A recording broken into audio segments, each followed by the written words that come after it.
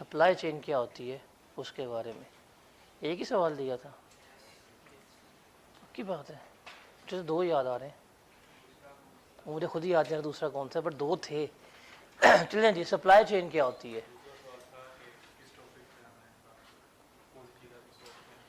हाँ, और हमने क्या चीज़ खरीदनी है,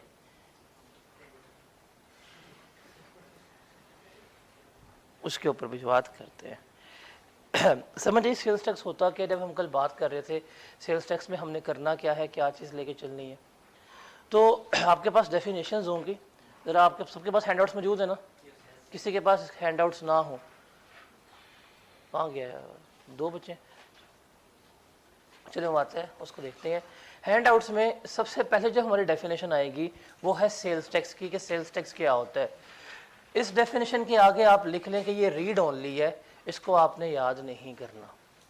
क्योंकि कल हमने देखा था कि हम तीन टर्म्स जो हैं वो डेफिनेशन में इस्तेमाल कर रहे होंगे। एक होगी हमारी, इसे कहते हैं रीड ओनली, दूसरी होगी हमारी क्रैमिंग के लिए, और तीसरी जो होगी जिसको हमने याद करना होगा। ये जो याद करने वाली जो लर्निंग वाली है, रिमेंबर, इसमें से हमारे पास केस स्टडीज़ जो हैं या सिनेरियोज जो हैं वो जो जनरेट हो रहे होंगे। ये वाली जो है ये एज सच हमने रटा मारना है और इसको हमने पढ़ लेना है, लेकिन इसके पेपर में आने के चांसेस ना होने के बराबर हैं। तो पहली डेफिनेशन है सेल्स टैक्स क्या होता है, ये हमारी रीड ओनली है। अब सेल्स टैक्स का मतलब क्या है? देखिए, सेल्स टैक्स में हम जो एक्ट पढ़ेंगे, जो कानून पढ़ेंगे, वो है हमारा सेल्स टैक्स एक्ट 1990। एक्ट और ऑर्डिनेंस में क्या फ़र्क होता है, कोई बताएगा? एक्ट और ऑर्डिनेंस, जी बिजनेस लॉ पढ़े हैं तो इतना तो पता होगा। एक्ट और ऑर्डिनेंस में क्या फ़र्क होता है?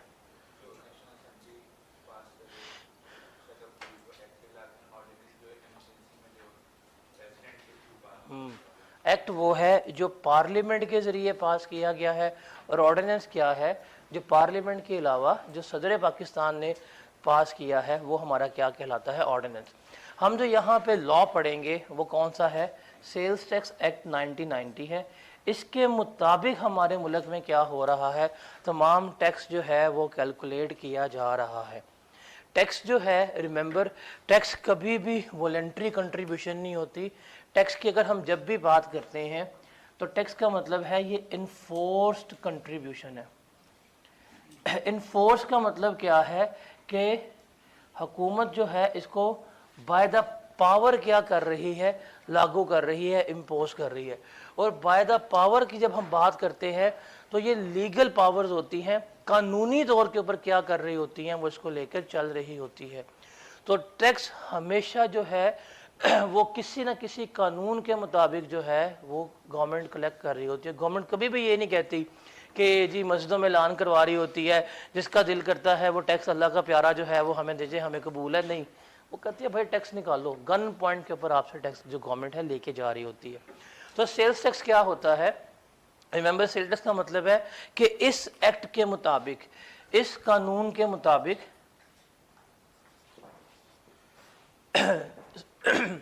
कोई भी टैक्स, कोई भी एडिशनल टैक्स या कोई भी डिफ़ॉल्ट सरचार्ज जो हम ले रहे होते हैं वो मेरा क्या कहलाता है? सेल्स टैक्स कहला रहा होता है। कोई भी फ़ाइन, कोई भी पेनल्टी, कोई भी फ़ी वगैरह जो इस एक्ट के मुताबिक कैलकुलेट की जाएगी वो भी मेरा क्या कहलाएगा? सेल्स टैक्स कहला रहा होगा। उसके अलावा कोई भी अमाउंट, कोई भी सम जो इस एक्ट के मुताबिक पेएबल है हुकूमत पाकिस्तान को, वो भी मेरा क्या कहलाएगा? सेल्स टैक्स कहला रहा होगा। तो इस एक्ट के मुताबिक, इस कानून के मुताबिक कोई भी रकम हमने अगर गवर्नमेंट को पे कर दी है वो मेरा क्या कहलाएगा? सेल्स टैक्स कहला रहा होगा। आगे चलते हैं। आगे आता है हमारे पास आउटपुट टैक्स और हमारे पास आएगा इनपुट टैक्स। कल जब हम आउटपुट टैक्स की और इनपुट टैक्स की बात कर रहे थे तो आउटपुट टैक्स क्या होता है, कोई बताएगा? जो कस्टमर से कलेक्ट करते हैं। और इनपुट टैक्स क्या होता है? हाँ, यही चीज़ है। और ये दो डेफिनेशंस भी जो हैं ये रीड ओनली हैं, ये पेपर में नहीं आती। मार्क करते रहें साथ साथ, ताकि आपको बाद में याद करते हुए पढ़ते हुए कन्फ्यूजन ना हो। आउटपुट टैक्स क्या होता है? रिमेंबर, आउटपुट टैक्स में यहाँ पे आपको डेफिनेशन में एक वर्ड नजर आ रहा होगा, रजिस्टर्ड पर्सन। हम ये बात कर रहे हैं किसके पर्सपेक्टिव में? रजिस्टर्ड पर्सन की। अब पर्सन क्या होता है उसको तो हम देखते हैं क्या है क्या नहीं, लेकिन अगर हम बात करें पर्सन की, तो पर्सन हमारे पास दो तरह के होते हैं। एक है रजिस्टर्ड पर्सन और दूसरा है हमारे पास unregistered person. Remember, registered person का मतलब क्या है? वो person who is registered under sales tax act 1990 और liable to be registered under sales tax 1990, वो हमारा क्या है? रजिस्टर्ड पर्सन कहला रहा होता है। अब रजिस्ट्रेशन कैसे होती है? आप जाते हैं FBR में अप्लाई करते हैं, वो अप्लाई करने के बाद तमाम डॉक्यूमेंट सबमिट करवाते हैं, तो वो आपको रजिस्ट्रेशन सर्टिफिकेट इशू कर देते हैं कि जी हमने आपको क्या कर दिया है, सेल्स टैक्स में रजिस्टर्ड कर दिया है, और आपको एक नंबर अलॉट कर देते हैं जिसको हम कहते हैं STRN, sales tax registration number जो है वो आपको अलॉट कर दिया जाता है, STRN, sales tax registration number. इसका मतलब क्या है कि आप सेल्स टैक्स में रजिस्टर्ड हैं और ये आपका रजिस्ट्रेशन नंबर है। जैसे आपको आई कैब वाले जो आपका CRN है वो दे रहे होते हैं रजिस्टर्ड होने के बाद, सिमिलरली क्या होता है यहाँ पे भी रजिस्टर्ड पर्सन को मिल रहा होता है। हम जो पूरी सेल्स टैक्स की कहानी पढ़ रहे हैं ना, कि सेल्स टैक्स कौन पे करेगा, सारा सिस्टम क्या होगा, वो किसके पर्सपेक्टिव से पढ़ रही है? रजिस्टर्ड पर्सन के। जो बंदा रजिस्टर्ड नहीं है उसका यहाँ पे कोई लिंक नहीं है, उससे हम टैक्स तो निकलवा लेते हैं बट उसके ऊपर तमाम रूल्स वगैरह जो है वो वैलिड नहीं होते। क्या हम लोग रजिस्टर्ड सेल्स टैक्स में? नहीं। बिजली का बिल पे करते हैं, गवर्नमेंट हमसे फिर भी टैक्स ले लेती है, वो हमसे ले लेती है, लेकिन दुकानदार केक्स एंड बेक्स वाले रजिस्टर्ड होंगे, इनसे टैक्स कैसे कलेक्ट होगा, वो सारा कुछ क्या करना है वो हमने यहाँ पे पढ़ना। तो यहाँ किसके बारे में बात कर रहे हैं? रजिस्टर्ड पर्सन की। अब पर्सन क्या होता है उसको भी जरा हम डिस्कस करते हैं लेकिन पहले आउटपुट टैक्स जो हमने कल डिस्कशन की थी इसको सिर्फ आपने रीड करना है। अब आउटपुट टैक्स का मतलब क्या है कि जब आपने सप्लाई ऑफ गुड्स की, जब आपने गुड्स की सप्लाई की, उस वक्त जो आप टैक्स कलेक्ट कर रहे हैं वो हमारा क्या कहलाएगा? Output tax. जैसे कल की एग्जांपल ने बेकरी की, बेकरी पे जाते हैं आप उनसे सामान खरीदते हैं, अब बेकरी वाला आपको गुड्स सप्लाई कर रहे हैं, तो वो जो आपसे टैक्स कलेक्ट कर रहा होगा वो क्या कहला रहा होगा? आउटपुट टैक्स कहला रहा होगा, जब सप्लाई ऑफ गुड्स पर टैक्स हमारा मिल रहा होता है। अब यहाँ पे फिर चीज़ों को हम अंडरलाइन करेंगे कि सप्लाई क्या होता है, इसको देखेंगे, गुड्स क्या होती हैं इसको देखेंगे, और पर्सन क्या होता है इसको भी हमने अब यहाँ पे देखना है। ये तीन चीज़ें जो हैं वो हमारे लिए रेलेवेंट होंगी। उसके अलावा जो फेडरल एक्साइज ड्यूटी है क्या होती है, हमारे सिलेबस का पार्ट नहीं है, ये जाके आप C5 में पढ़ेंगे। बट जब भी मैन्युफैक्चरिंग वाला प्रोसेस हो रहा होता है, जब आप गाड़ियाँ जैसे फॉर एग्जांपल बाइक्स बना रहे हैं, कार बना रहे हैं, जब आप मैन्युफैक्चरिंग कर रहे होते हैं तो मैन्युफैक्चरिंग के वक्त आप रॉ मटेरियल लेके आते हैं, उससे फिनिश गुड्स बना रहे होते हैं, तो उस प्रोसेस में जब आप एक शेप से दूसरे शेप में चीज़ों को कन्वर्ट कर रहे होते हैं तो आप एक ड्यूटी पे कर रहे होते हैं गवर्नमेंट को। देखें, आप इंजन लेके आए हैं, आप टायर लेके आए हैं, ये इंजन अलग है टायर अलग है, लेकिन इंजन को आप टायर को साथ लगाए तो क्या बन जाएगा? गाड़ी बन जाएगी। तो जब वो आप साथ लगा रहे होते हैं तो गवर्नमेंट इसके ऊपर भी क्या लेती है? आपसे ड्यूटी ले रही होती है। चेक किया गवर्नमेंट को, छोड़ते किसी को भी नहीं है, तो वो हमारा क्या कहलाता है? Federal excise duty. तो जो हम गवर्नमेंट को पे कर रहे होंगे वो भी क्या कहलाएगा? Output tax. ये सिलेबस का हमारे पार्ट अभी नहीं है। उसके अलावा जो सर्विसेज वगैरह प्रोवाइड कर रहे होते हैं उसके ऊपर जो टैक्स लिया जाता है वो भी क्या होगा? आउटपुट टैक्स कहला रहा होगा। आप रेस्टोरेंट पे जाते हैं, खाना खाते हैं, वो टैक्स लेते हैं आपसे। अब खाना खाना इधर सर्विस प्रोवाइड करना है, बट जो टैक्स लिया आपसे वो क्या कहलाएगा? आउटपुट टैक्स कहला रहा होगा। तो ये रीड ओनली है, इसको याद करने की ज़रूरत नहीं है। उसके बाद था इनपुट टैक्स। इनपुट टैक्स हमने कल देखा था क्या होता है कि जब आप सामान खरीद के आएंगे, जब आपने सामान खरीदा उस वक्त जो आपने टैक्स पे किया वो क्या है? आपके लिए इनपुट टैक्स है। जब आपने सर्विसेज ली, सर्विसेज लेते हुए जो आपने टैक्स पे किया वो क्या कहलाएगा? हमारा इनपुट टैक्स कहला रहा होगा। जब आपने गुड्स मैन्युफैक्चरिंग की, मैन्युफैक्चरिंग के वक्त जो आपने टैक्स पे किया वो क्या कहलाएगा? इनपुट टैक्स कहला रहा होगा। तो ये हमारा क्या है, इनपुट टैक्स है। इसको भी सिर्फ आप रीड कर ले, इसमें से कोई चीज़ याद करने की ज़रूरत नहीं है। इवन जब हम गुड्स को इंपोर्ट करते हैं, इंपोर्ट के वक्त जो हम टैक्स पे कर रहे होते हैं वो भी क्या कहलाएगा, हमारा इनपुट टैक्स कंसिडर हो रहा होगा। तो ये 3 डेफिनेशंस जो हैं, ये तीनों डेफिनेशंस क्या हैं, हमारी रीड ओनली हैं। अब अगर आप देखें इनपुट टैक्स और आउटपुट टैक्स की बात करें तो ये आपस में क्लोजली रिलेटेड है। अगर हम यहाँ पे एक पर्सन की बात करते हैं, अगर ये पर्सन गुड्स को परचेज करके लाता है तो उसने जो परचेज के वक्त टैक्स पे किया वो इसका क्या कहलाएगा, इनपुट टैक्स। और जब ये सेल करेगा तो सेल के वक्त जो टैक्स कैलकुलेट करेगा वो क्या होगा, इसका आउटपुट टैक्स कंसीडर हो रहा होगा।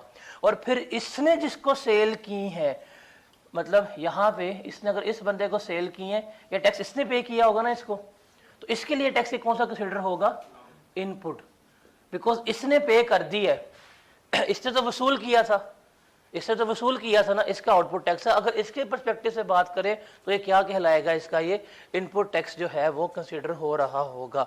सप्लाई चेन पढ़ के ऐसे क्या होती है देखते हैं अभी। अब यहाँ पे मैंने आपको एक चीज अंडरलाइन की, पर्सन किसे कहते हैं, पर्सन क्या होता है, कोई बताएगा, व्हाट इज अ पर्सन, शख्स, एक शख्स। और पर्सन क्या होता है, क्या, कंपनी, ओके, एओपी। और देख के पढ़ ले भाई, तो क्या मार रहे। अब टैक्स में पर्सन का वर्ड बहुत इंपॉर्टेंट है, यहाँ पे पर्सन लिखा हुआ है। अगर आज से पहले बात करें तो आपको ये था मतलब पता कि पर्सन का मतलब क्या होता है, शख्स, ऐसे ही है। लेकिन टैक्स में पर्सन जो है वो एक्सप्लेन्ड है। टैक्स में जहां पे भी पर्सन का वर्ड लिखा आएगा ना, उससे मतलब क्या होगा, इंडिविजुअल। अब इंडिविजुअल में क्या आएगा, man and women, association of person आएगी, कंपनी आएगी और गवर्नमेंट। इन सब को कलेक्टिवली हम क्या कह रहे होंगे, पर्सन कह रहे होंगे। तो टैक्स में, इवन लॉ में भी, जहां पे भी पर्सन का वर्ड लिखा हुआ मिल जाएगा, उस पर्सन से क्या मुराद है, इंडिविजुअल, एओपी, कंपनी और गवर्नमेंट। देखिए अगर कहीं पे उसने बात की ना इंडिविजुअल के लिए, इसका मतलब वो सिर्फ इंडिविजुअल की स्पेसिफिकली बात कर रहा है। अगर कहीं पे उसने बात की है ना कंपनी के लिए, पूरे लॉ में, इवन पूरे इनकम टैक्स में भी हमारी यही डेफिनेशन है, तो वो सिर्फ किसके लिए बात हो रही है, कंपनी के लिए हो रही है। उसने बात अगर की है गवर्नमेंट के लिए, तो स्पेसिफिकली किसके लिए बात हो रही है, गवर्नमेंट के लिए। लेकिन अगर उसने कहीं पे भी पर्सन का वर्ड लिख दिया तो किसके बारे में बात कर रहा है, इन सब के बारे में बात कर रहा है, जिसमें इंडिविजुअल भी आएगा, जिसमें एओपी भी आएगी, जिसमें कंपनी भी आएगी, जिसमें गवर्नमेंट भी आ रही होगी। तो ये आपने इसको याद देख लेना है, रीड ही करेंगे याद हो जाएगी।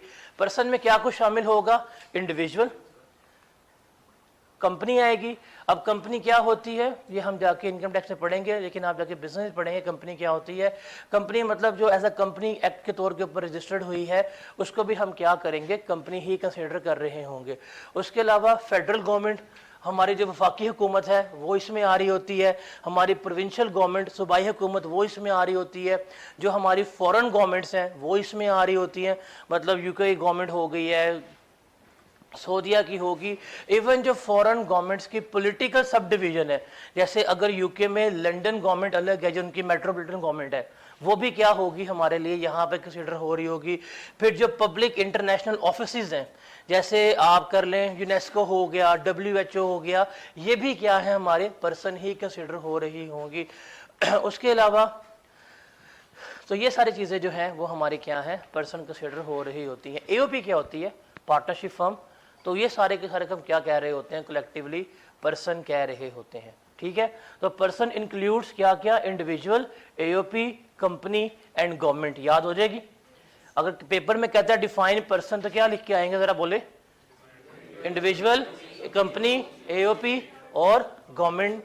और गवर्नमेंट में कौन कौन सी शामिल होंगी, फेडरल, प्रोविंशियल और फॉरेन गवर्नमेंट, ये इसमें शामिल हो रही होंगी, ठीक है। समझ आए पर्सन क्या होता है, रजिस्टर्ड पर्सन समझ आए क्या होता है। अब उसके बाद ये डेफिनेशन है टैक्सेबल एक्टिविटी, इसके ऊपर आप लिख लें लर्न। इसमें से आपको सिनेरियो बेस्ड क्वेश्चंस जो है वो आ रहे होंगे।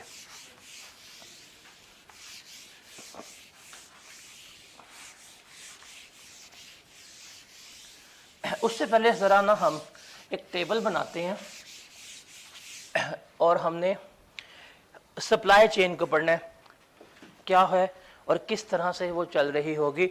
अब देखें पेपर में क्वेश्चन पता क्या आएगा, पेपर में क्वेश्चन आएगा आपको कैलकुलेट सेल्स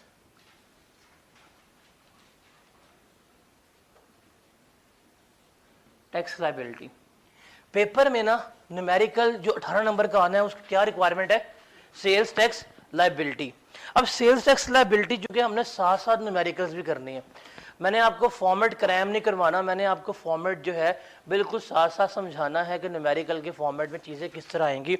अब ये सेल्स टैक्स लायबिलिटी कैसे कैलकुलेट की जाएगी, क्या करेगा वो हमें डाटा प्रोवाइड कर देगा जिसमें हमें गिवन की जाएगी कि हमारे पास सेल्स कितनी है और हमारे पास परचेजेस कितनी है वो हमें गिवन करेगा। अब फॉर एग्जांपल एक पर्सन है, उसने सेल्स की हैं 1 मिलियन की और उसने परचेजेस की हैं 5 लाख की। हमारा सेल्स टैक्स का रेट जो है 18% है, हमने कैलकुलेट करनी है सेल्स टैक्स लायबिलिटी। अब हम कैसे कैलकुलेट करेंगे sales tax liability, sales tax liability calculate करने का जो फॉर्मूला है वो हमारा क्या है, आउटपुट टैक्स, उसमें से माइनस करेंगे हम इनपुट टैक्स, तो मेरे पास आ जाएगा सेल्स टैक्स पेएबल। अब आउटपुट टैक्स कैलकुलेट करना है, हमारी वैल्यू कितनी थी 1 मिलियन, रेट हमारा कितना है 18%। 1 मिलियन का 18% ले कितना टैक्स आता है कितना, 1,80,000। ये 1,80,000 क्या है आपका आउटपुट टैक्स कंसीडर हो रहा होगा। आपने कितने की परचेजिंग की थी 5 लाख की, 18% के हिसाब से कितना टैक्स पे किया होगा आपने 90,000। तो ये हम इसमें से लेस करवाएंगे, सेल्स टैक्स पेएबल कितना आ जाएगा 90,000 जो है ये हम क्या करेंगे पे कर रहे होंगे।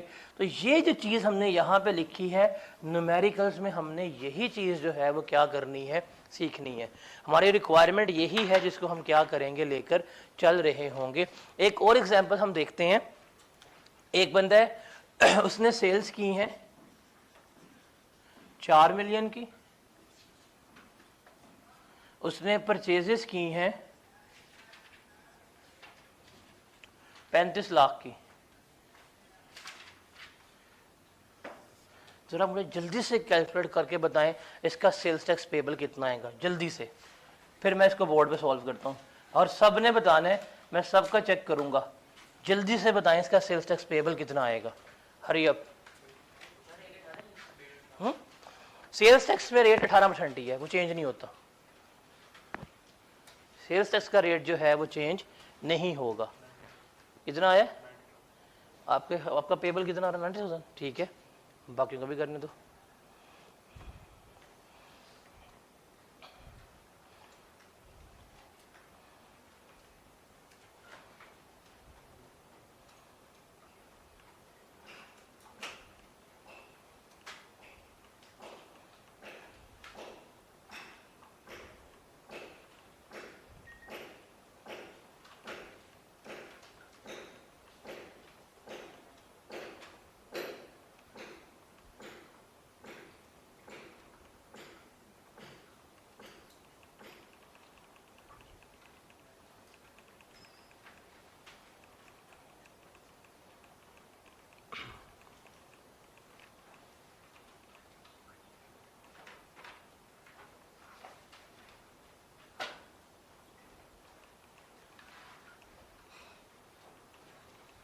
जी जनाब, क्या आंसर आया है 90,000 सबका आया है।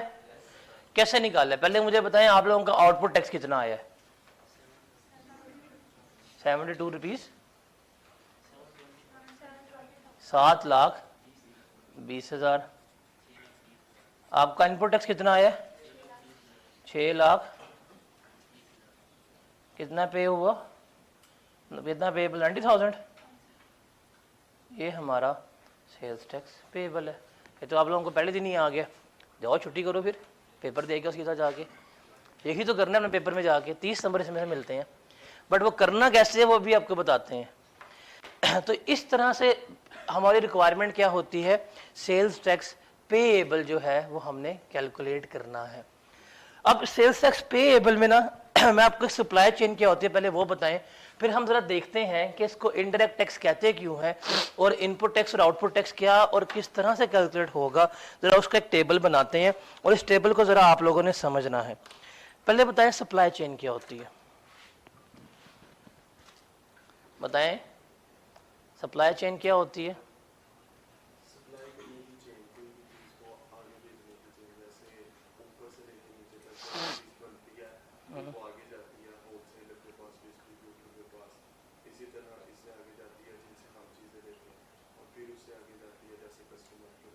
वेरी गुड, और कोई?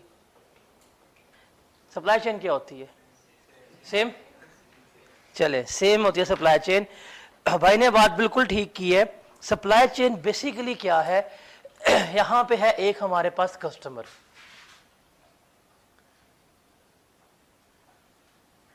इस कस्टमर ने कुछ चीजें लेनी है और फैक्ट्री हमारे पास कहीं दूर है। अब कस्टमर तक चीजें पहुंचानी है, वो जिसमें तमाम चीजें तमाम एक्टिविटी शामिल होंगी वो हमारी क्या है, सप्लाई चेन। कौन चीज खानी है, अज्यूम करेंगे यहाँ पे, किसने कहना डिंग डोंग बबल, बताएं क्या चीज खाना पसंद करेंगे? ये ना कहना पूरा मुल्क खाना पसंद करेंगे, बताएं। चले हम एग्जाम्पल लेते हैं, चले हम थोड़ी सी ना क्या कहते हैं मैनिफेस्टेशन करते हैं, मुस्तकबिल की बात करते हैं। आप मार्च के महीने में पेपर दे के घर से आएंगे, ठीक है, और घर में तो पूरा फ्लेक्स करना है आप लोगों ने कि आप तो मैं जंग लड़के आ रहे हैं, गज़वा हिंद लड़के आए हैं तकरीबन। घर में आके अम्मी को कहना कि ये हो गया वो हो गया, भूख बहुत लगी है, और आप डिमांड क्या करेंगे, बिरयानी खाने की। तो वो क्या कहेंगी कि जाके ठीक है जो बिरयानी मसाला है वो बाय करके लेके आओ।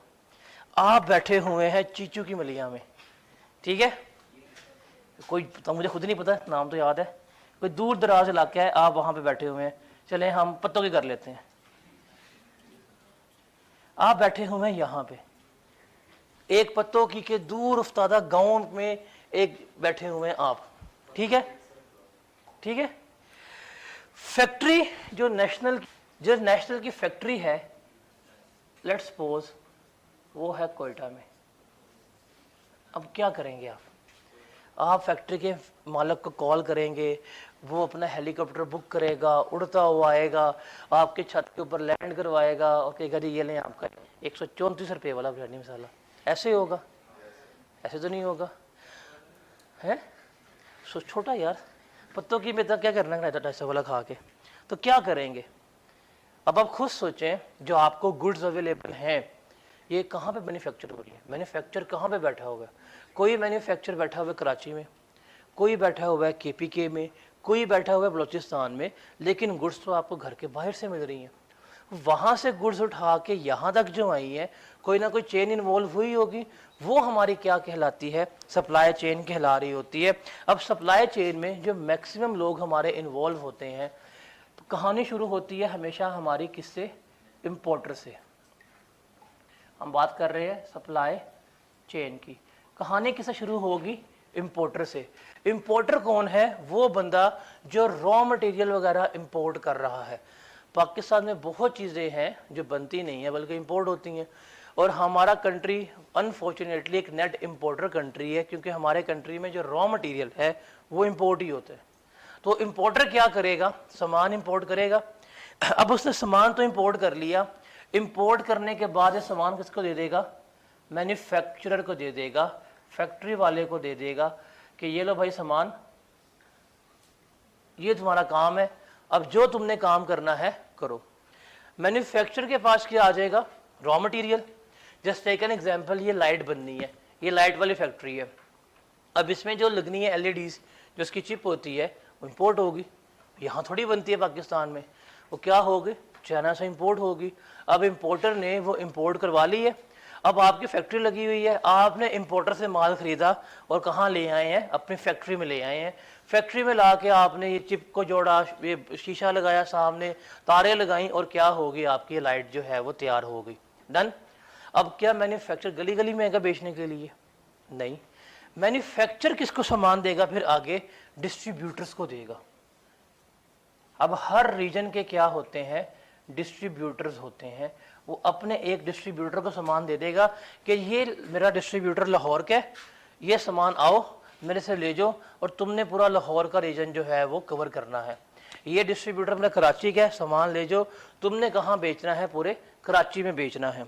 अब डिस्ट्रीब्यूटर जब इनसे सामान लेके आएगा तो डिस्ट्रीब्यूटर आगे किनको सामान बेचेगा? होलसेलर्स को। अब होलसेलर्स कौन से होते हैं? जैसे शालमी मार्केट में बैठे हुए हैं, अकबरी मंडी में बैठे हुए हैं, जितनी होलसेल मार्केट है वो क्या करते हैं, वो डिस्ट्रीब्यूटर्स में बल्क में सामान उठा लेते हैं सस्ते दामों में, वो आपके होलसेलर्स हैं। फिर ये होलसेलर से सामान किसके पास जाएगा? रिटेलर्स को। किसके पास? रिटेलर्स। रिटेलर्स वो लोग हैं जो हमारी गली मोहल्लों में दुकानदार हजरात बैठे हुए हैं, जो गली मोहल्ले में दुकानें चल रही हैं, वो क्या है? रिटेलर्स हैं। और रिटेलर से कौन जाकर सामान खरीदेगा एंड पे? कस्टमर या जो एंड कंज्यूमर है वो किससे सामान खरीद रहा होगा? रिटेलर से खरीद रहा होगा। तो देखिए, मैन्युफैक्चरर से कस्टमर तक सामान पहुंचाने के लिए जो ये बीच में पार्टीज इन्वॉल्व हो रही है, या जो ये पूरी चेन बन रही है, इसे हम क्या कहते हैं? सप्लाई चेन कह रहे होते हैं। Is that clear? इस सप्लाई चेन में ना जो हमारे लिए इम्पोर्टेंट है, देखिए इम्पोर्टर हमारे सिलेबस का पार्ट नहीं है, बिकॉज इसमें हमने कस्टम पढ़ना होता है, C-FAB में है। मोस्टली ये जो लोग हैं ना, मैन्युफैक्चरर, डिस्ट्रीब्यूटर, होलसेलर और रिटेलर, इनके पर्सपेक्टिव से हमने क्या पढ़ना है? सेल्स टैक्स पढ़ना है कि कैसे ये कैलकुलेट करेंगे, कैसे पे करेंगे। और इसमें से भी ये वाला जो है वो हमारे लिए क्या है? सुपर इम्पोर्टेंट है। हमने सेल्स टैक्स पढ़ते हुए कस्टमर का जो पर्सपेक्टिव है उसको क्या करना है? इग्नोर रखना है। Is that clear? समझ आइए क्या होती है सप्लाई चेन? अब ये सप्लाई चेन है। सेल्स टैक्स को हम क्या कहते हैं? इनडायरेक्ट टैक्स कहते हैं। इनडायरेक्ट टैक्स का मतलब क्या था कि सारे का सारा टैक्स जो है वो कस्टमर की जेब से निकलवाना है। अब कस्टमर की जेब से टैक्स कैसे निकलेगा उसको ज़रा समझते हैं। हम एक टेबल बनाते हैं। आउटपुट टैक्स और इनपुट टैक्स का सब कुछ पता लग गया क्या होता है? सेल्स टैक्स लायबिलिटी क्या होती है, चल गया पता क्या होता है? चलें, ये टेबल हम ड्रॉ करते हैं। इस टेबल को आपने नोट कर लेना है ताकि आपकी अंडरस्टैंडिंग डेवलप हो जाए कि इसको हम इनडायरेक्ट टैक्स क्यों कहते हैं और व्हाट इज़ द रीज़न कि हम इसको इनडायरेक्ट टैक्स के तौर के ऊपर ट्रीट कर रहे होते हैं। इसको ज़रा है हमने यहाँ पर देखना है। सप्लाई, ये कर दूँ, सप्लाई चेन मिटा दूँ, सप्लाई चेन रेस कर दूँ।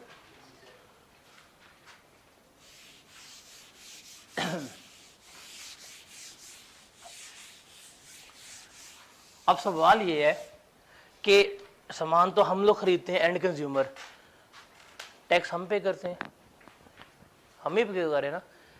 गवर्नमेंट को टैक्स हम पे कर रहे हैं? No sir, is no. हम टैक्स को पे कर रहे हैं, दुकानदार को पे कर रहे हैं। अब गवर्नमेंट को टैक्स कैसे पे होगा वो हमने देखना है। आप तो दुकान से चीज लेके आ गए हैं, लेकिन टैक्स जाना है गवर्नमेंट के पास। गवर्नमेंट के पास टैक्स कैसे जाएगा उस चीज को हमने देखना है। क्यों, क्या होगा? क्यों? तो हमने ये बात करनी है किसके लिए? अच्छा, ये सारी सप्लाई चेन पढ़ेंगे हम किनके लिए? रजिस्टर्ड पर्सन के लिए। हम यहाँ पे एक कॉलम बनाते हैं जिसे हम कहेंगे इनपुट टैक्स, दूसरा कॉलम हम बनाएंगे आउटपुट टैक्स का, और तीसरा हम कॉलम बनाएंगे पेएबल टू गवर्नमेंट या FBR। जो इदारा जिसको हम पे करते हैं वो कौन सा है? हमारा FBR कहला रहा होता है। ये टेबल समझना है आपने। अगर इसकी अंडरस्टैंडिंग डेवलप हो जाती है, सेल्स टैक्स आपका अच्छा हो जाएगा। हम ये इसी सप्लाई चेन जो अभी लिखी है उस सप्लाई चेन को हम बीच में लेके आते हैं। सबसे पहले हम बात करते हैं इंपोर्टर की। एक इंपोर्टर है, इसने गुड्स इंपोर्ट की जिसकी वर्थ थी 1 लाख। हमारे पास सेल्स टैक्स का रेट जो है वो कितना रहेगा, 18% है, वो चेंज नहीं होगा। ठीक है, इंपोर्टर ने 1 लाख रुपए की गुड्स जो है वो इंपोर्ट की हैं। जब आप गुड्स इंपोर्ट करते हैं ना पाकिस्तान में चीज़ें, उस वक़्त ही क्या करती है गवर्नमेंट, आपसे सेल्स टैक्स ले लेती है। तो 1 लाख की गुड्स इंपोर्ट की है, जब ये जाएगा वेयर हाउस में, सॉरी पोर्ट के ऊपर कि ये मेरी गुड्स हैं, मुझे क्लियर कर दें कि कितने गुड्स मंगवाई हैं, दिखाएं, लाख रुपए की, लगाएगा रेट, FBR का ऑफिसर कितना, 18%, कितना टैक्स बनेगा, 18,000। वो 18,000 टैक्स इससे क्या कर लेगा, वसूल कर लेगा। अब इंपोर्टर से 18,000 टैक्स जो है वो वसूल किया जा रहा है, जो इंपोर्टर ने पे किया, तो इसके लिए क्या बनेगा, ये इनपुट टैक्स बनेगा। तो इंपोर्टर ने यहाँ पे कितना टैक्स पे किया है, 18,000 जो है वो इनपुट टैक्स उसने पे कर दिया होगा जब उसने गुड्स इंपोर्ट की। अब इससे डायरेक्ट टैक्स किसने लिया था, गवर्नमेंट ने लिया था, तो इसने डायरेक्ट किसको पे कर दिया, हुकूमत को ही 18,000 जो है वो पे कर दिया। समझ आई इस चीज़ की? किसी को इसमें कन्फ्यूजन है तो मुझे बताए। एनीवन, कोई किसी को कन्फ्यूजन है क्या? जी पूछे ना, क्या कन्फ्यूजन है, मैं वही कह रहा हूँ। समझ नहीं आई, क्या कन्फ्यूजन है बताएं आप। देखें, एक इंपोर्टर है, इंपोर्टर वो होता है जो रॉ मटेरियल लेके आता है मुल्क में, ठीक है, सामान लेके आता है। अब जब भी गुड्स इंपोर्ट करेंगे ना, हुकूमत टैक्स लेगी आपसे। आप जब इंपोर्ट करेंगे, कहेंगे कितने गुड्स इंपोर्ट की हैं, कि इतने ही की है, वो रेट लगाएंगे सेल्स टैक्स का, और उसी वक्त आपको गुड्स हैंड ओवर करने से पहले पहले वो क्या करेंगे, आपसे सेल्स टैक्स जो है वो कलेक्ट कर लेंगे। बिकॉज गुड्स जो हैं अगर वो ये ना करें तो हर बंदा इंपोर्ट कर सकता है, तो इंपोर्ट तो नहीं कर देंगे हर बंदे को, तो उसको रोकने के लिए क्या करते हैं, जब आप गुड्स को इंपोर्ट करते हैं, गवर्नमेंट जो है वो क्या करेगी, टैक्स ले लेगी। तो इंपोर्टर ने गुड्स लेके आया, पोर्ट पे उसकी गुड्स आई, जब वो गुड्स को क्लियर करवाने के लिए पहुंचेगा तो गवर्नमेंट क्या कहेंगी, भाई ये आपके गुड्स की मालियत है, इसके ऊपर इतना टैक्स बनता है, ये टैक्स मुझे पे कर दो। उसने टैक्स पे किया, ये आपके गुड्स हैं, घर लेके चले जाओ। Is that clear? अब समझ गए? अब इसने उस वक्त 18,000 पे किया, और ये किसको सीधा पे किया, हुकूमत को पे कर दिया। अब जिसने पे किया इसके लिए क्या कहलाएगा, ये इनपुट टैक्स कहलाएगा। अब खुद बताओ, इंपोर्टर ने 1 लाख रुपए की गुड्स इंपोर्ट की हैं। अब इंपोर्टर से आगे ये गुड्स जानी है किसको, मैन्युफैक्चरर को। अब ये 1 लाख की गुड्स इंपोर्ट करके क्या मैन्युफैक्चरर को 1 लाख की ही गुड्स बेचेगा? कभी ऐसा देखा है आपने कि लाख की चीज लेके लाख की बेची जाए? ऐसा होता है? क्या करेगा ये, लाख रुपए की गुड्स इसने ली हैं, कितने की बेचेगा मैन्युफैक्चरर को? भाई कल तो 10 लाख पे था, यहां पे एक 20 की बेच देगा, एक 30 की बेच देगा। लेट्स सपोज इंपोर्टर ने मैन्युफैक्चरर को, जो उसने लाख रुपए की गुड्स इंपोर्ट की हैं, उसने 30,000 रुपये प्रॉफिट के ऊपर 1,30,000 रुपये की सेल कर दी। अब जब उसने मैन्युफैक्चरर को 1,30,000 रुपये की सेल की, आया मैन्युफैक्चरर, भाई सामान मुझे बेच दे, ठीक है, कितने का बेचेंगे, 1,30 का, डन हो गया। जब वो पेमेंट करने लगेगा, जब बिल आएगा, बिल पे लिखा होगा कि सेल्स कितने की है, 1,30,000 रुपए की, और इसके ऊपर क्या किया जाएगा, सेल्स टैक्स ऐड करेगा 18% के हिसाब से। कितना बनेगा,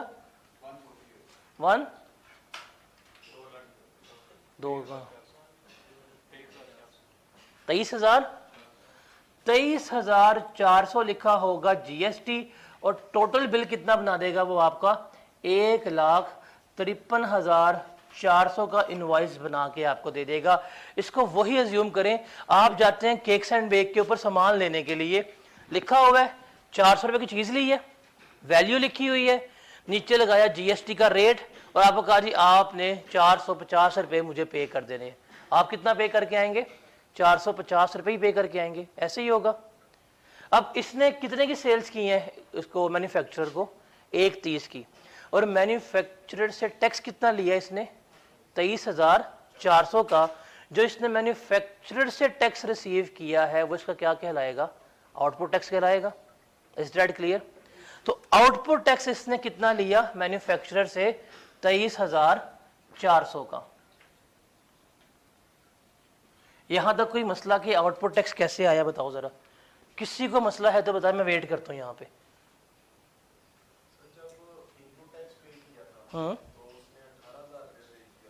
18% रेट के हिसाब से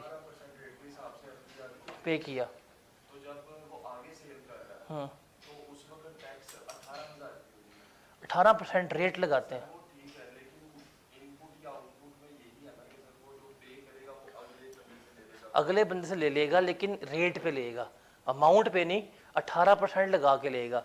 अब इसने पे किया था कितना? 18,000। अगले बंदे को सेल किया, कितना लिया इसने 18% के हिसाब से? 23,400।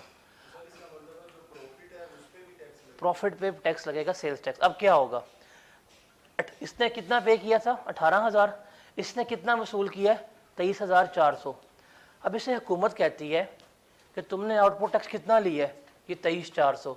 तुमने हमें कितना पे किया था? 18,000। इस 23,400 में से अपना 18,000 जो है वो साइड पे कर लो। तुमने हमें पे किया था ना, उसको वापस ले लो।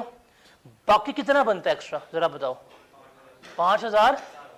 ये 5,400 क्या करो, हमें पे कर दो। वो इसको कुछ नहीं, क्या आप खुद बताएं, इस बंदे की जेब से कुछ गया टैक्स में?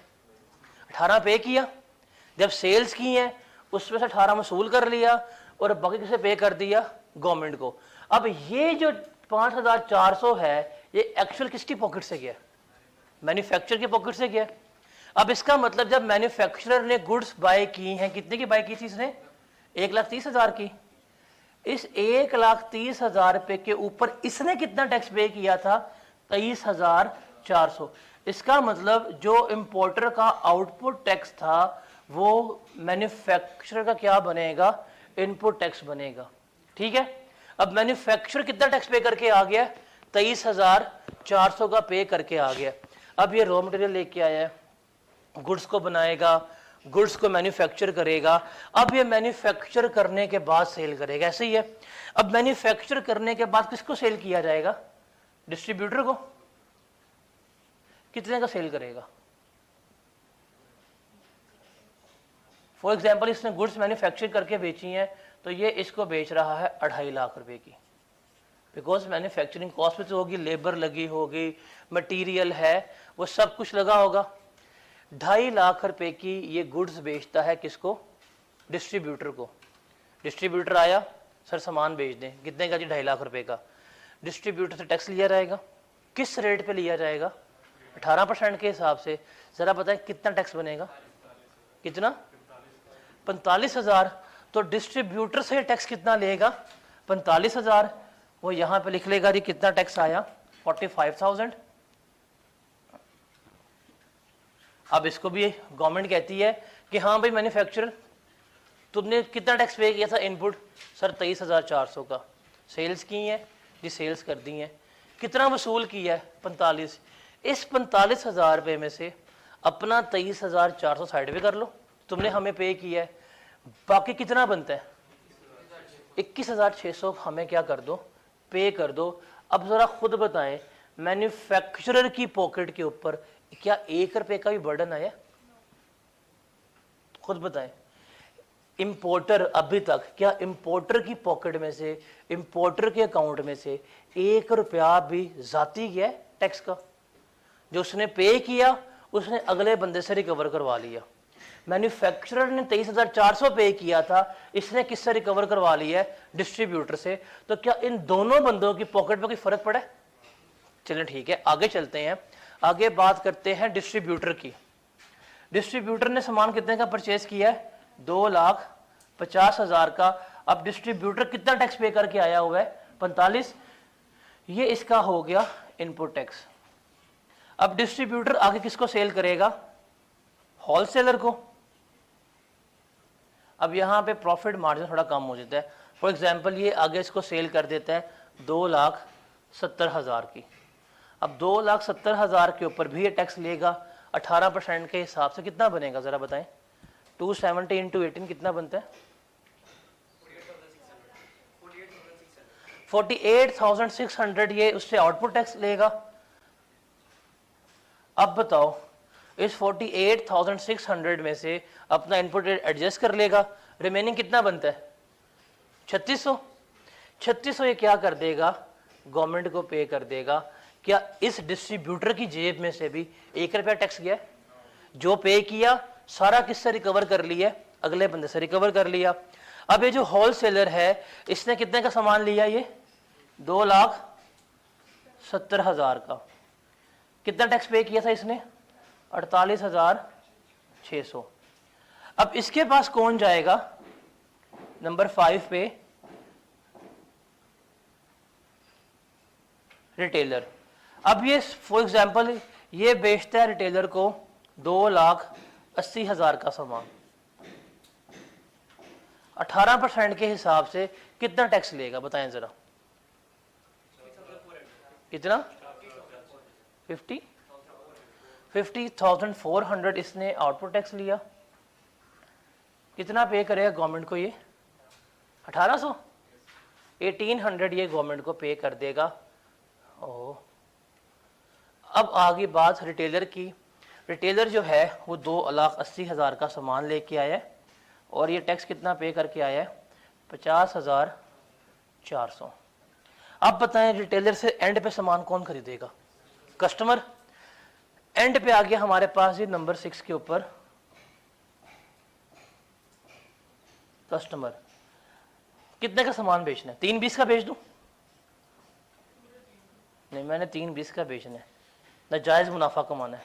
बताओ 320 के ऊपर 18% लगाएं, क्या बनता है? 57,600। कस्टमर से कितना लेगा? 57,600 और सॉरी 600। बताएं गवर्नमेंट कितना पे करेगा? ये 7,200 ये गवर्नमेंट को पे कर देगा। डन। अब जरा कस्टमर के पर्सपेक्टिव से बात करें, कस्टमर के साथ क्या हुई होगी? कस्टमर ने गुड्स बाय की, कितने की? 3,20,000 रुपए की। गया भाई कितने का सामान है? 320 का। उसने कहा इनवॉइस लेके आओ। इनवॉइस आई, प्रिंट हुआ, साथ क्या यहाँ लगा हुआ था? यहाँ पे जीएसटी लगा हुआ था। रेट था 18%। कितना बाया? 57,600। कितना टोटल बनता है? 377,600। कस्टमर ये बिल पे करके गुड्स लेके आ गया। अब कस्टमर आगे किसी को नहीं बेचेगा, कस्टमर ने गुड्स कंज्यूम करनी है।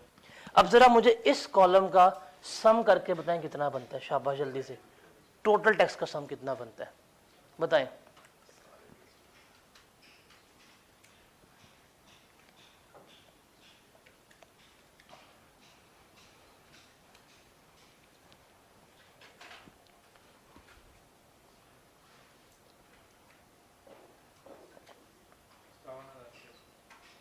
कितना बना?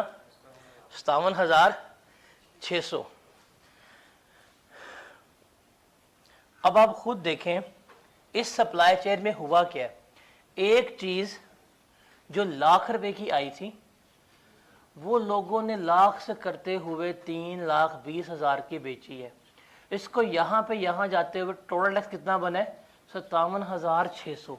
जब एट द एंड कस्टमर के पास चीज गई है ना, ये सारा टैक्स किसने पे किया है? 57,600 रुपया सारे का सारा किसने बेयर किया है? कस्टमर ने।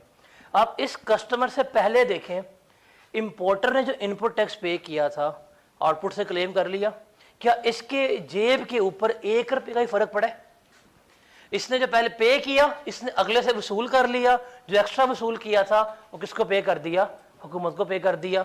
इसने इतना पे किया था, जब इसने आगे बेचा, लेस करवाया, रिमेनिंग जो एक्स्ट्रा लिया था वो गवर्नमेंट को पे कर दिया। हर बंदे ने अपना इनपुट टैक्स अपने आउटपुट टैक्स में से एडजस्ट करता गया और रिमेनिंग किसको पे करता गया, वो हुकूमत को पे करता गया। एंड पे कौन आ गया बेचारा, कस्टमर। तो कस्टमर्स को जब चीज बेची गई तो सारे का सारा टैक्स अल्टीमेटली किससे रिकवर हो गया, कस्टमर से रिकवर हो गया। कस्टमर से पहले सप्लाई चेन में जितने भी लोग रजिस्टर्ड थे उन सब ने क्या किया, अपना इनपुट टैक्स एडजस्ट करवा दिया।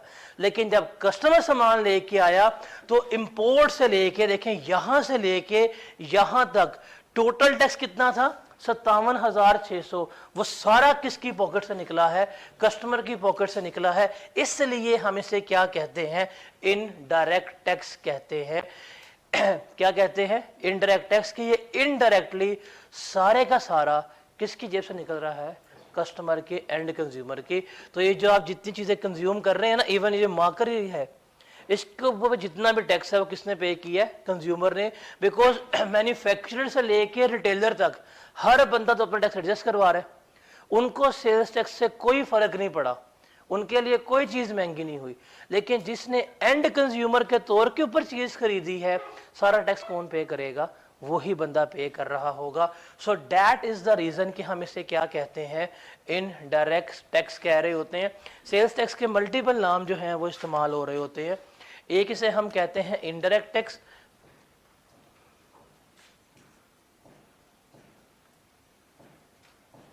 दूसरा इसको हम कहते हैं वैल्यू एडेड टैक्स, आपने अक्सर नाम सुना होगा वैट का। तीसरा इसे हम कहते हैं मल्टी स्टेज टैक्स। तो ये तीन नाम हैं जो हम सेल्स टैक्स के इस्तेमाल करते हैं। इनडायरेक्ट टैक्स तो समझ लगी क्या हो गया, क्यों कहते हैं, बिकॉज इनडायरेक्टली इस सप्लाई चेन का सारा टैक्स कौन पे कर रहा है, एंड कंज्यूमर पे कर रहा है। मल्टी स्टेज टैक्स क्यों कहते हैं, अब देखें हर एक स्टेज के ऊपर कुछ ना कुछ अमाउंट जो है वो एफबीआर को पे हो रही है।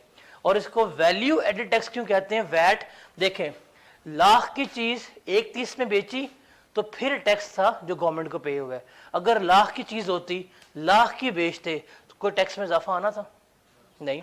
तो अगर आप हल्की सी भी चीज 1 रुपया 2 रुपया भी बढ़ा के बेचेंगे ना, तो टैक्स भी क्या हो जाएगा, आपका इंक्रीज हो जाएगा। इसलिए से हम क्या कहते हैं, वैल्यू एडेड टैक्स कह रहे होते हैं। Is that clear. अब ये आपके सामने है, कोई सवाल, कोई कंफ्यूजन किसी को भी है, बी फ्रैंकली पूछे, मैं यहाँ पे आपको सब कुछ करता हूँ क्लियर। किसी को कोई कंफ्यूजन है, मैं पूछ रहा हूँ ऑन रिकॉर्ड, मुझे बता दे, मैं यहाँ पे आपको प्रॉपर आंसर दे दूंगा। देखें इस टेबल को ध्यान से देखें, ये है हमारे मुल्क में सबसे बड़ा इंसाफ। मरता कौन है, गरीब आदमी। इसलिए कहते हैं इनडायरेक्ट टैक्स जो है वो कातिल होता है गरीबों का। बिकॉज ये सारा टैक्स कौन पे कर रहा है, गरीब आदमी, कंज्यूमर पे कर रहा है। वो जो है ना मालिक, मैन्युफैक्चरर, उसको कोई मसला नहीं है। सेल्स टैक्स 20% भी हो जाएगा ना, उसे क्या है, इनपुट पे किया है, आउटपुट में से एडजस्ट करवा देगा। ये जितने भी दुकानदार हैं, इन्हें कोई मसला नहीं है इस चीज़ से, इनपुट पे किया है, आउटपुट से एडजस्ट करवा देंगे। मसला किसको है, जिसने एंड पे कंज्यूम करना है। बिकॉज सारा टैक्स कौन पे करेगा, एंड कंज्यूमर पे करेगा। और इसलिए क्या होती है, हमारे मुल्क में इन्फ्लेशन भी आ रही होती है, चीज़ें महंगी होना शुरू हो जाती हैं। ठीक है, कोई प्रॉब्लम, किसी को भी प्रॉब्लम है तो बताएं।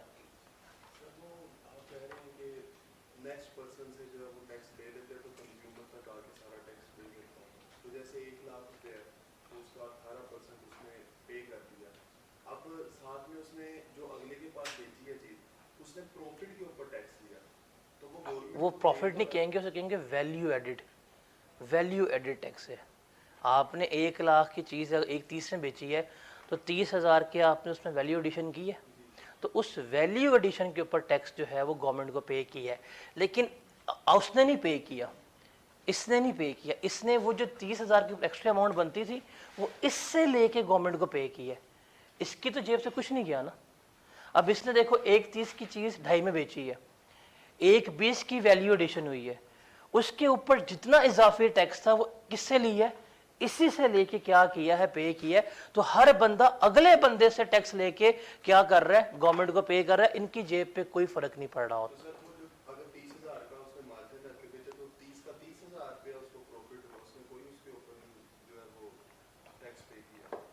सेल्स टैक्स में प्रॉफिट के टर्म इररेलेवेंट है, वो इनकम टैक्स में आएगा। वो जो प्रॉफिट हुआ है ना 30,000 का, 40,000 का, 50,000 का, वो इनकम टैक्स वाले पकड़ेंगे आके। ये प्रॉफिट नहीं कहेंगे चीज़ कितने की बेची है जी, इतने की बेची है। प्रॉफिट हुआ है, लॉस हुआ है, वो अलग है। आपने चीज़ महंगी बेची है, वैल्यू एडिशन हुई है, उसके ऊपर इतना टैक्स है हमने आपसे ले लेने। प्रॉफिट हम यहाँ पे बिल्कुल नहीं देखेंगे अभी। वो भी नेक्स्ट पर्सन से लेके ही कर रहे हैं। अब देखिए ना, हर बंदा अगले बंदे से टैक्स लेके अपना एडजस्ट करवा के गवर्नमेंट को पे करता है। तो जैसे इसने रिटेलर ने 320 का इसको सामान बेचा है, तो इससे 57,600 लिया, अपना 50,400 लेस करके गवर्नमेंट को पे कर रहा होगा। तो अब अगले बंदे से लेके चीज़ क्या करते हैं, अपनी एडजस्टमेंट करने के बाद गवर्नमेंट को पे कर रहे होते हैं। ठीक है, और कोई क्वेश्चन किसी का है तो बताएं, देख लें, इसको समझ लें, एब्जॉर्ब कर लें। ये चीज़ है, इसको हम multi stage tax, value added tax इसलिए कह रहे होते हैं। क्लियर? समझ तो नहीं आई? कैसे? मुझे खुद नहीं आई, मैंने क्या कराया तो समझ आ गई। हाँ भाईजान, समझ तो नहीं आई? नहीं, कहाँ बता दो, अगर है तो मैं यहाँ पे अवेलेबल हूँ। मैं पूछ रहा हूँ, रिकॉर्ड के ऊपर है, मैं बार बार पूछ रहा हूँ, किसी को कोई कन्फ्यूजन है मैं आंसर करने के लिए तैयार हूँ। ये गली मोहल्ले वाले पे नहीं करते, लेकिन ये कारफूर वगैरह जाने दें, आगे बताऊंगा। ये जो छोटे मोटे दुकानदार ये समझते हैं हम रजिस्टर्ड नहीं है, हम बच गए हैं। इनकी हड्डियाँ टैक्स निकालती है गवर्नमेंट, इनकी बिजली के बिलों पे इतना टैक्स लगा देती है। देखें, एक जो बंदा रजिस्टर्ड है ना, वो 18% पे करता है, ये छोटे दुकानदार 27% टैक्स पे करते हैं बिजली के बिल के ऊपर। अगर बिजली का बिल 1 रुपये बढ़ गया ना, इनका उसके मल्टी तो निकालती है, गवर्नमेंट नहीं छोड़ती। ये तो है कि जी गवर्नमेंट बड़ी रहम करती है ना, उनकी सबसे बड़ी रेवेन्यू कलेक्शन ही सेल्स टैक्स है। हमारी सोसाइटी 24 करोड़ की कंज्यूमर बेस्ड सोसाइटी है, और कंजम्पशन यहाँ पे टिका के होती है। तो वो कहते हैं इनकम टैक्स नहीं पे करना, ना पे करो, खर्च तो करोगे, भूखे तो नहीं रहोगे। पानी पे भी टैक्स लगा देते हैं, पीने के ऊपर भी। आप मिनरल वाटर की बोतल लेके आए, टैक्स है। हर चीज़ पर टैक्स लगा दिया उन्होंने, जीएसटी, कोई चीज़ नहीं छोड़ी है। तो यहाँ तो इनकम टैक्स पे कर दो तो अच्छी बात है, तो फिर ये कम हो जाएगा ना। अब जर्मनी, यूरोप हो गया, वहाँ पे इनकम टैक्स, सेल्स टैक्स बहुत कम है। नहीं, दुबई में इनकम टैक्स अब आ गया हुआ है, और उनके ऊपर वैट है, वैल्यू एडेड टैक्स है जो ले रहे होते हैं। मतलब वहाँ पे थोड़ा सा स्लाइटली सेल्स टैक्स है, लेकिन वो अच्छे मोड का है, वो 3% है और 5% है, और वो भी दुकानदार को वापस कर देते हैं, कस्टमर को वापस कर देते हैं। अगर आप दुबई में गए हैं और आप एज अ टूरिस्ट गए हैं, तो जब आप एयरपोर्ट से निकल रहे होंगे तो आपने जितना वैट गवर्नमेंट को पे किया है, आपको गवर्नमेंट रिफंड कर देती है टूरिस्ट वगैरह को। तो वो है। अब जहाँ पे डायरेक्ट टैक्स ज़्यादा है ना, वहाँ पे इनडायरेक्ट टैक्स कम है, आवाम को सहूलत है। अब जहाँ पे डायरेक्ट टैक्स कम है, तो फिर आवाम से क्या करते हैं, टैक्स निकालें। जैसे पेट्रोल के ऊपर आई गेस 44% टैक्स हम पे करते हैं पेट्रोल के ऊपर। सेल्स टैक्स हमारा 18% है, हम वहाँ पे गालिबन तमाम टैक्स 44% पर लीटर के तौर पे पे कर रहे हैं, if I am not wrong. तो ये है। अब वहाँ पे मैंने पूछा, कहते यार वहाँ पे पेट्रोल के ऊपर कोई 2% टैक्स है जर्मनी में। भाई तो वाकई जन्नत में रह रहा है मजाक के अलावा। तो ये चीज़ें हैं, अगर हमारी कंट्री में डायरेक्ट टैक्स बेहतर हो जाएगा तो इनडायरेक्ट टैक्स कम हो जाएगा। बट ये होता नहीं है, लोग डरते हैं जी, बैंक में नहीं अमाउंट भेजनी, चेक नहीं लेना। आज के दिन भी लोग आपसे चेक नहीं ले रहे, ऑनलाइन ट्रांसफ़र नहीं करवा रहे, जी कैश भेजें कैश भेजें। तो जब डॉक्यूमेंटेशन ऑफ इकॉनमी नहीं है, जब हुकूमत को नहीं लग रहा पता कि कौन सा बंदा कितना टैक्स पे कर रहा, तो कैसे चलाएगी गवर्नमेंट? फिर वो यहाँ टैक्स निकलवाएगी। अगर और मुश्किल होगा कि टैक्स 18% है, मैं 19 करने लगी, मैं 20 करने लगी, तो आवाम का कबाड़ा कर देगी। या तो आवाम सीधी हो रहे, या वो आवाम को इस तरह से कर देगी। तो कंज्यूमर बेस्ड सोसाइटी का सबसे बड़ा फ़ायदा ये होता है कि इनको खाने की लूप में लगा दो, ये खाने पीने में मसरूफ़ रहेंगे, और हम इनसे रिकवरी पूरी आराम से सुकून से करते रहेंगे। तो स्मगलिंग करते हैं तो वो तो टैक्स बच जाते हैं, लेकिन जो रियल देखे ना, आप इंपोर्ट कर रहे हो लीगल चैनल से, तो आप इनपुट टैक्स पे करके आए हो, वो भी एफबीआर लेते हैं।